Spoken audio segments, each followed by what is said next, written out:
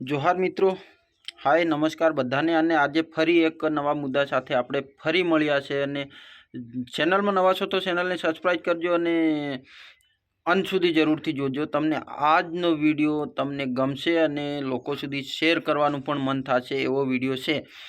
તો મિત્રો, જનજાગૃતિની મીટિંગ મતલબમાં કે જાગૃત કરવાનું કામ।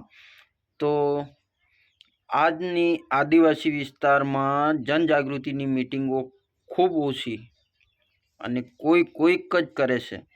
એનું કારણ કે આદિવાસી વિસ્તારમાં લોકો સમજવા એકદમ બોળા છે, એટલે ગમે તે ભરમાવે એમ જતા રહેશે। અને લોકોને એટલી ખબર નથી પડતી કે અમે આદિવાસી છીએ, અમારા હક અધિકારો છીનવાઈ રહ્યા છે અને અમે આ દેશના મૂળ માલિક છીએ।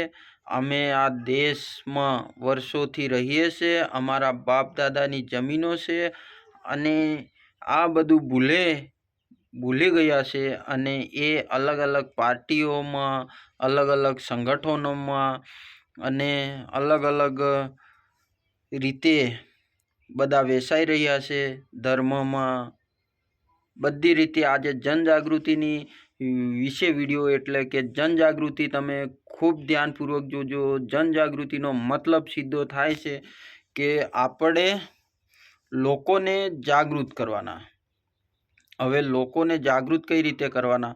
તો લોકોને જાગૃત કરવા માટે ગામે ગામ લોકો પહેલાં મીટિંગ કરતા હતા, હાલ પણ મીટિંગો ચાલુ છે, પણ અમુક જગ્યાએ થાય છે અને લોકો જાગૃત થતા પણ નથી। એનું કારણ છે કે આપણે ખુદ એમાં સાંભળવા તૈયાર નથી।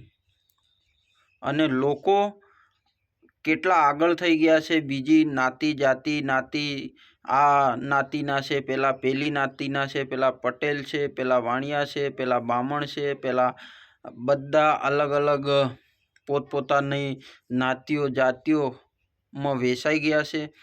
અને તમને ખબર ના હોય તો જનજાગૃતિમાં આજે એક મુદ્દો તમને સાથે કહી દઉં કે આપણા આદિવાસી લોકો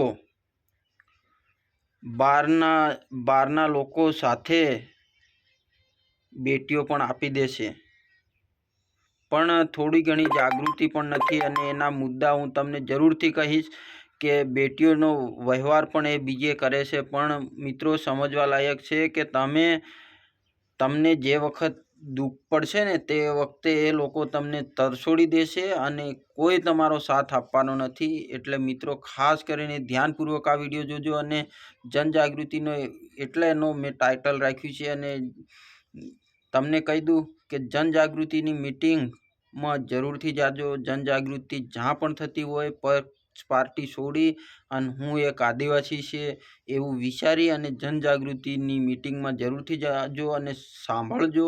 જનજાગૃતિમાં કેવું ભાષણ કરે છે, કોણ કેવી રીતે બોલે છે, એ જરૂરથી સાંભળજો। અને આજનો વિડીયો આ ખાસ કરીને આપણા આદિવાસીઓને તમને એમ હશે કે જનજાગૃતિનો મતલબ શું? જનજાગૃતિનો મતલબ કે આજના યુવાઓ ખાસ જાગે। હવે પાછલી પેઢી વીતી ગઈ તો વીતી ગઈ, પણ હવે નવી શરૂઆત તો કરીએ મિત્રો।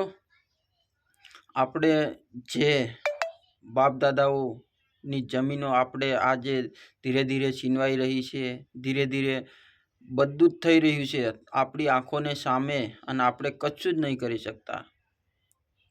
પહેલાં રાજસ્થાનની વાત કરીએ તો મહારાણા પ્રતાપનો ઇતિહાસ જોઈ લો તમે। માતૃભૂમિ માટે આપણા ભીલોએ કેટલું બલિદાન આપ્યું। અને આવા ઇતિહાસો જોવા જઈએ, આપણા ગોવિંદ ગુરુની વાત કરીએ તો 1500 આદિવાસીઓની શું હાલત થઈ હતી। અંગ્રેજો સામે ઘૂંટણીએ પાડી દીધા હતા અંગ્રેજોને, સતત પણ સામે લડ્યા ને મૃત્યુ પામેલા છે ને આજનો ઇતિહાસ બોલે છે। પણ આવા ઇતિહાસ ખોઈ નાખ્યા છે, આવું બધું ખોવાઈ ગયું છે। એટલે તમે ખાસ કરીને જાગજો। અને ખૂબ હું તમને ફરીથી કહું કે આપણા વિસ્તારમાં હજી નહીં જાગો ને તો આવનાર સમય તમને તમારા ઘરમાં રહેવાની પણ ઓકાત બતાવી દેશે। ઘરમાં ઘૂસી જાય આવા આ લોકો છે. મિત્રો, વિડીયો ગમ્યો હોય તો શેર કરજો અને ચેનલમાં નવા છો તો ફરીથી કહ્યું ચેનલને સબસ્ક્રાઈબ કરજો. આજનો વિડીયો આટલો જ. ફરી એક નવા વિડીયો સાથે મળીશું. જોહાર, જય આદિવાસી.